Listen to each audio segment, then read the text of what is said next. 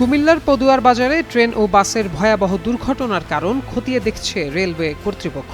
দুর্ঘটনার সঠিক কারণ খুঁজতে এরই মধ্যে ৩টি তদন্ত কমিটি গঠন করা হয়েছে, যার মধ্যে রেলওয়ে কর্তৃপক্ষ ২টি তদন্ত কমিটি গঠন করেছে। দুর্ঘটনার প্রাথমিক কারণ হিসেবে গেটম্যানের সঙ্গে মেল ট্রেনের যোগাযোগ বিচ্ছিন্নতাকে চিহ্নিত করেছেন কর্মকর্তারা। এ ঘটনায় পদুয়ার বাজার রেল ক্রসিংয়ের গেটম্যান হেলাল উদ্দিন সহ দুজনকে বরখাস্ত করা হয়েছে। কুমিল্লা রেলওয়ে কর্তৃপক্ষ গণমাধ্যমকে জানায়, ঢাকা চট্টগ্রাম রেল লাইনের কুমিল্লার পদুয়ার বাজার রেল ক্রসিং অংশে সার্বক্ষণিক একজন গেটম্যান সিগন্যালের কাজে নিয়োজিত থাকেন, কিন্তু রোববার ভোরে চট্টগ্রাম থেকে ঢাকাগামী মেল ট্রেনটির সাথে কোনো যোগাযোগ না হওয়ায় তা নিয়ে অবগত ছিলেন না গেটম্যান।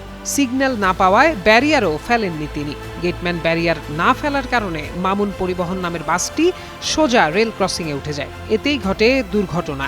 রেলওয়ের চট্টগ্রাম বিভাগের ব্যবস্থাপক মোস্তাফিজুর রহমান বলেন, ঢাকাগামী প্রতিটি ট্রেন লালমাই ক্রস করার সঙ্গে সঙ্গে পদুয়ার বাজার রেল ক্রসিংয়ের গেটম্যান সিগন্যাল পেয়ে থাকেন। তখন ওই গেটম্যান ব্যারিয়ার ফেলে সিগন্যাল দিয়ে দেয়, কিন্তু ঢাকা মেল ট্রেনের সঙ্গে গেটম্যানের যোগাযোগ বিচ্ছিন্ন ছিল বলে ধারণা করা হচ্ছে। তবে ঘটনার সঠিক কারণ খুঁজতে গেটম্যানদের জিজ্ঞাসাবাদ সহ পূর্ণাঙ্গ তদন্ত করছে গঠিত কমিটি।